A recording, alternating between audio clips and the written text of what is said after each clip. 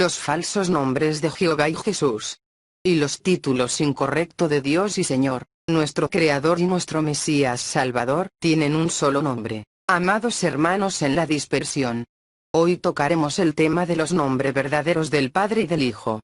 Muchas personas que están conociendo las raíces hebreas en la fe, no pueden comprender cómo es posible que hayan corrompido de manera tal las Escrituras, en cuanto a traducciones erróneas. Los nombres de Jesús, Cristo, Jehová, etc., son nombres falsos y en consecuencia paganos. Por no ser los nombres verdaderos de nuestro Creador y el Mesías su Hijo nuestro Salvador. Oseas 2:17. Que dice: porque quitaré de su boca los nombres de los Baales, y nunca más serán mencionados por sus nombres. Un detalle que se les olvidó es que los nombres no se traducen. Podemos apreciar que en el idioma hebreo, un nombre propio tiene un propósito. Es decir, que cada palabra significa algo. Ejemplo: cuando decimos Eliyahu, decimos: Yahweh es mi Eloé. El nombre de nuestro Eloé es Yahweh. Vemos que tanto la pluma mentirosa de los escribas torcerían las Escrituras, cambiando todo el idioma hebreo por uno con letras cuadradas, unos puntitos masoréticos y códigos falsos para que encaje todas sus mentiras. Lengua de víboras. Con el propósito de tratar de borrar el nombre del Padre y del Mesías, inventando hasta la absurda estupidez de decir que el hebreo no tenía vocales, y que forzosamente tuvieron que agregarle estos puntos vocálicos, cuando sabemos que las vocales están completas en el idioma. Ejemplo: el nombre de Eliyahu está compuesto por vocales. Eliyahu. Letra Aleph, es una vocal E. La letra Lamed, es una consonante L. La letra Yod, es una vocal I. La letra I es una vocal A. La letra Bau, es una vocal U. Eliyahu. Asimismo pasa con el nombre del Padre, todas las vocales están en su nombre. Yod, Rei, Bau, Rei, I, A, U, E. Una de las cosas principales que el creyente, por decirlo así, debe entender, es que Yahweh hace una completa distinción en todo. Veamos las malas traducciones. Más allá de que sean paganas o no, lo que se quiere demostrar es cómo surgieron las malas traducciones que hoy en día se están restaurando a lo original.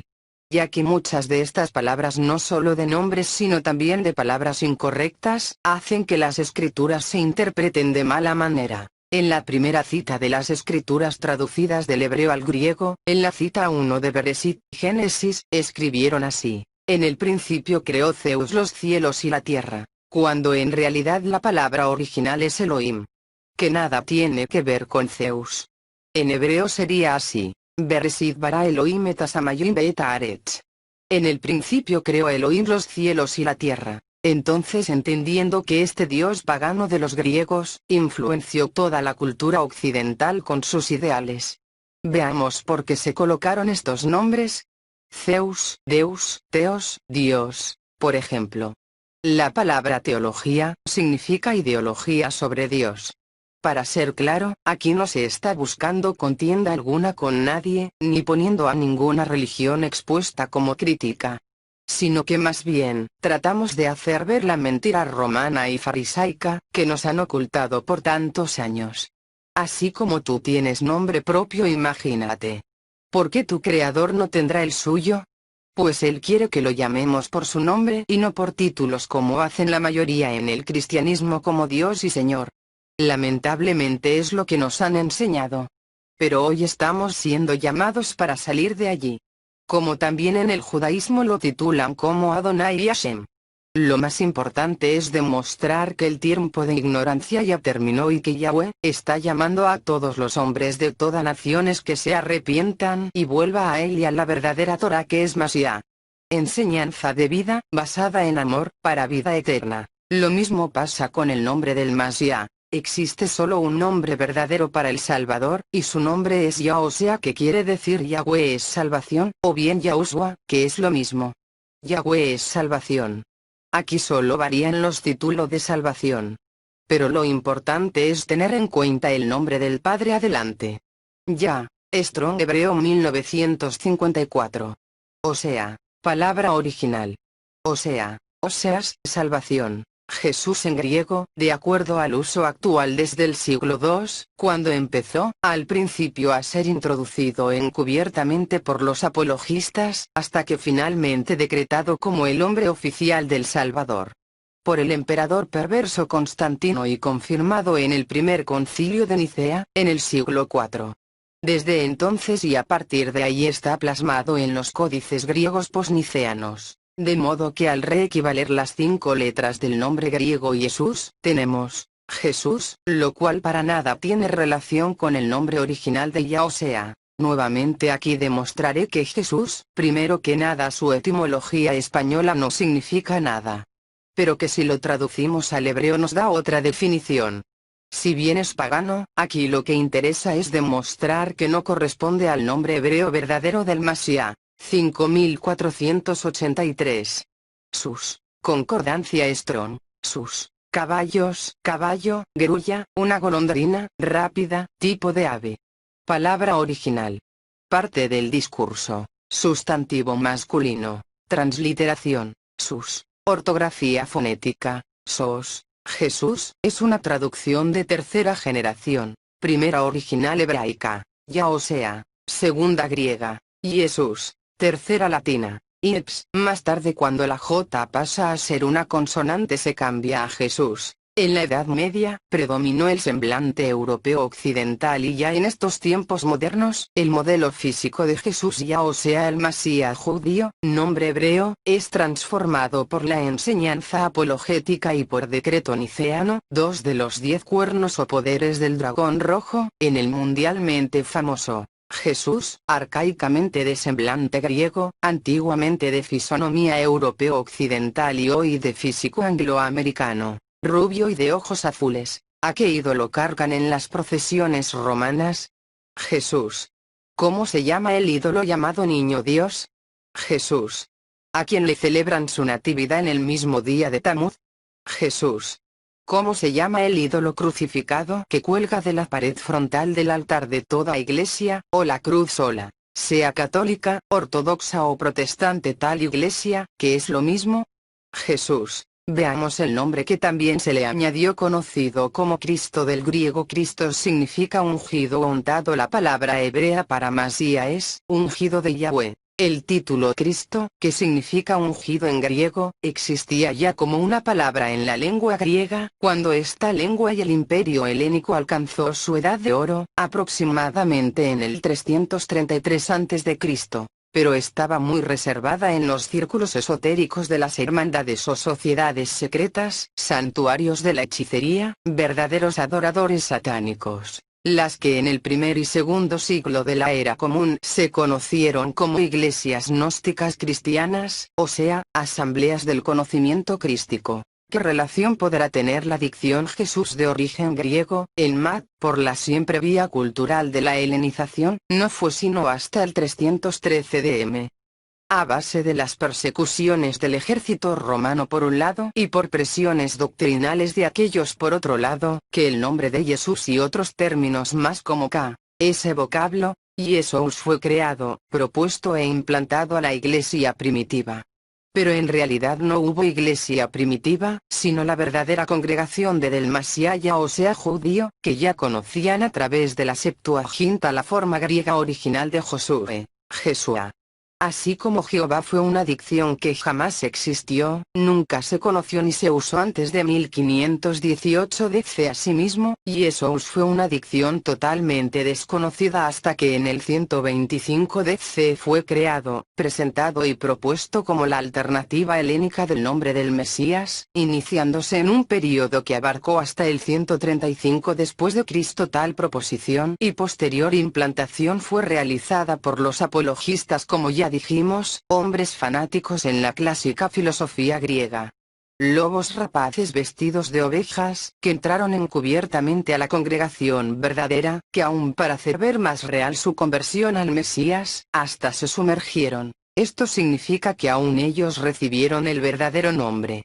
En otras palabras, lo profanaron e hicieron inmunda la sangre de Masías. Esto a ellos no les importó, puesto que su objetivo era destruir las bases de la emuná, a como diera lugar, maquiavélicamente.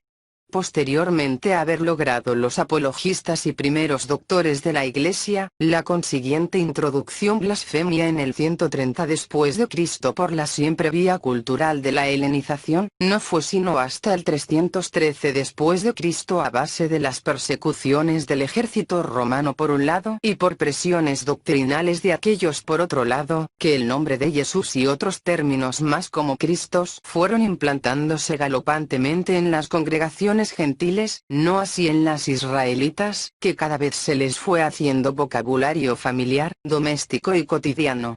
Desde Domiciano, Nerón y Adriano hasta Maximiano, Licinio, Mayencio y Constantino, fue una cruenta guerra contra la verdadera congregación seguidores de Mesías judío, hasta vencer, con la incondicional e infaltable ayuda de los doctores de la Iglesia, desde las disputas públicas, a quien más retórico y erudito, llenando la historia de calumnias contra seguidores del Mesías judío tildándolos de herejes, apóstatas, gnósticos, diabólicos, hasta el filo de la espada y el golpe del mazo, no muriendo los tzadikim, justos, sin antes servir de diversión para los deportes lidiados en la arena de los coliseos, cuyas versiones modernas hoy se llaman estadios, con deportes más humanistas y bien paganos, como el fútbol, básquetbol, etc., cuyos campeonatos mundiales y olimpiadas no han escapado de ser la perpetuación de los gimnasios de la Grecia antigua, dedicados a los dioses olímpicos. ¿Sabías que los mundiales, las olimpiadas, aun los torneos nacionales, los grandes estadios y las grandes ligas y organizaciones como FIFA, NBL, etc. y todo su aparato organizativo, publicitario y medios de información y publicación, están administradas y adueñadas por organizaciones seculares, laicas que son los brazos civiles y financistas de la ramera? El Club de Roma, el CFR, los jesuitas, los Illuminati, la mafia católica. Con el llamado Edicto de Milán, el 313 después de Cristo el decreto de tolerancia hace arribar a la triunfante Iglesia cristiana a la posesión paulatina de los poderes temporales, donde la primera de que echa mano es la autoridad teológica, triunfando sobre toda posición exegética sobre las Escrituras y ex cátedra de las Escrituras. Aquí es cuando Constantino juntamente con todo el sínodo del Concilio de Nicea, decretan bajo la potestad del Gran Dragón, el primer compendio de la teología del reemplazo, el cual conteniendo ya un vocabulario griego, lengua en continuo desgaste hacia la asimilación en el latín, pero dicho vocabulario fuertemente arraigado y robustecido por el vulgo del emergente imperio bizantino, vocabulario creado, presentado y al fin implantado, con todo un arrastre de origen etimológico idolátrico, pagano e inmundo, que solo le bastó para su perpetuación y consagración en una escritura universal, de difusión pública, para una iglesia igualmente universal, de ahí su nombre, católica. Y además ecuménica, hacia la unidad etnocultural, otra vez con el primer decreto de Antíoco IV. Así se dio la redacción de la Vulgata Latina de San Jerónimo y posterior publicación en 405 después de Cristo en la cual quedó permanente y sin más fluctuaciones en los siglos venideros, la dicción Jesús juntamente con Cristo y centenares de voces idolátricas, paganas e inmundas, proceso que contaminó la bendita palabra de nuestro Elohim Yahweh, ya o sea, palabra que hoy demanda que tú la rescates de las garras del dragón, las bestias, la ramera y el falso profeta. Jerónimo y su Vulgata Latina. Eusebius Hieronymus, alias, San Jerónimo, c. 345-419, erudito bíblico, padre y doctor de la Iglesia, nació en Estridón, en la frontera entre las provincias romanas de Dalmacia, en la actual Croacia, y Panonia, en la actual Eslovenia, hacia el año 345 después de Cristo. Desde un principio y hasta el final su formación fue pagana. En los años del 382 al 404, enclaustrado en el monasterio pagano de Santa Paula, se dedicó a la traducción de la Biblia al latín. En su obra, la Vulgata Latina, insertó todas las inmundicias paganas e idolátricas de los apologistas, de los doctores anteriores y contemporáneos a él y por supuesto las suyas propias que acuñó de su fecunda mente.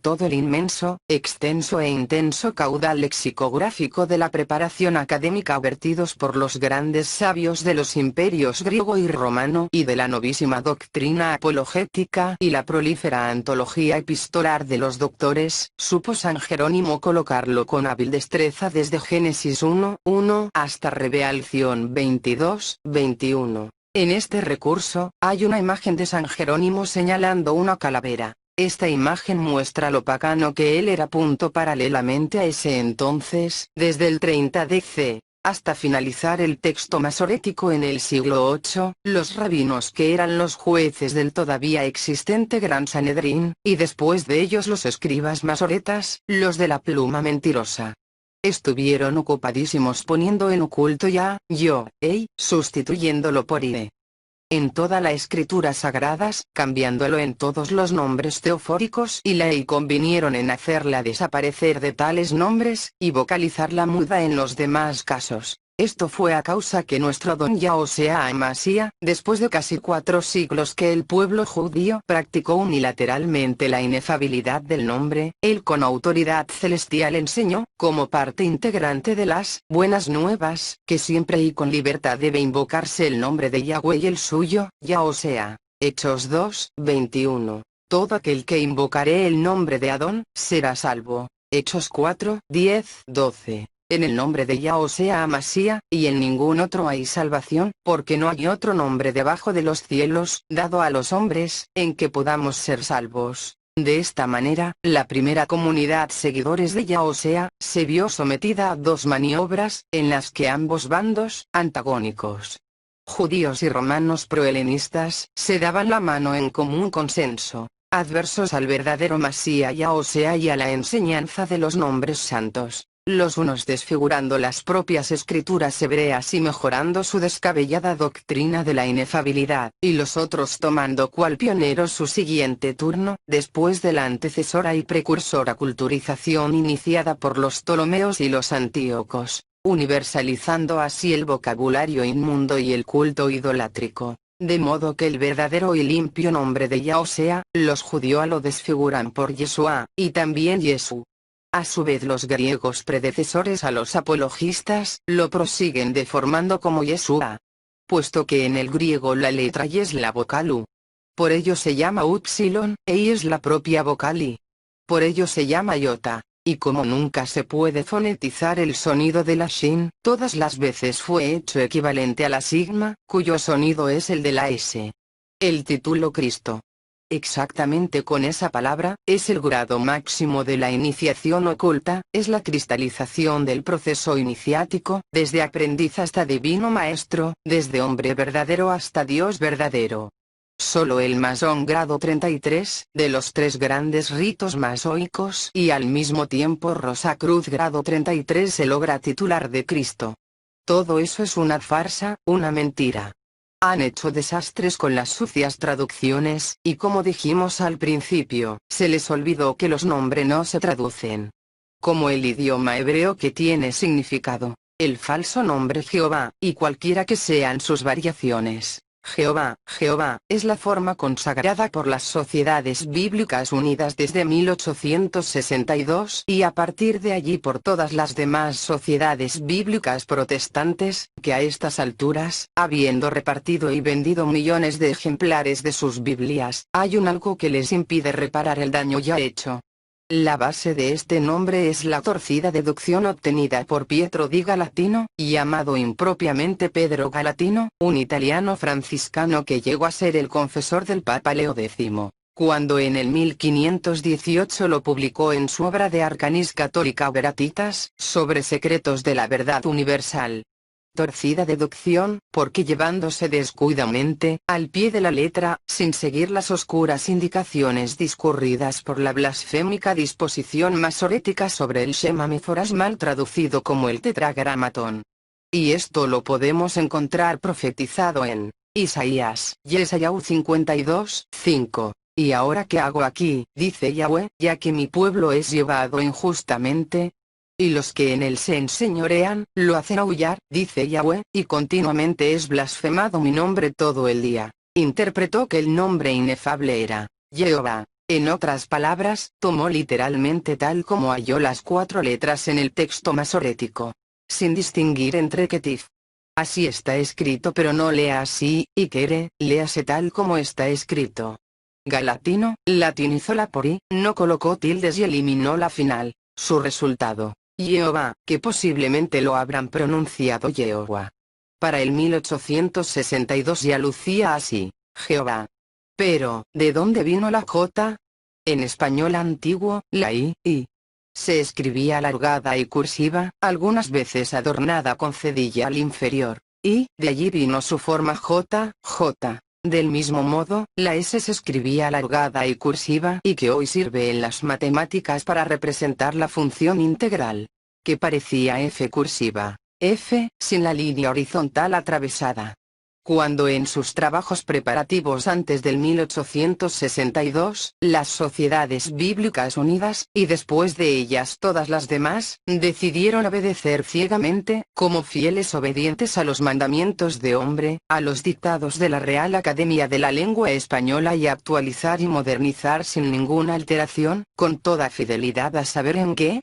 El texto de la Biblia del Oso de Casiodoro de Reina del 1569 y revisada por Cipriano de Valera en 1602.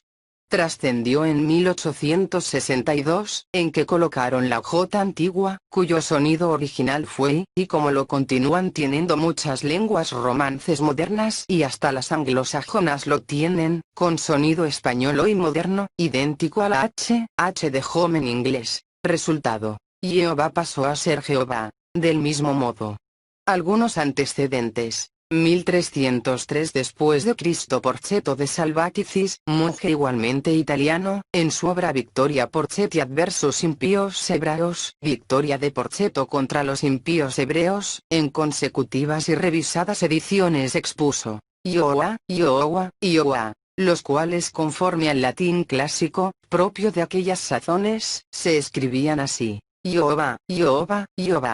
1278 después de Cristo. Ramón Martí, fraile español, en su obra Pugio Fidei, Defensa de la Fe, expuso que el nombre de Elohim lo encontró así: Jehová, es decir, en latín clásico, Jehová, su nombre es Yahweh, y no como lo han distorsionado, dejando otro sabor católico antisemita, ni mucho menos como hoy en día lo están propagando como Yahuwah. Todo eso es falso.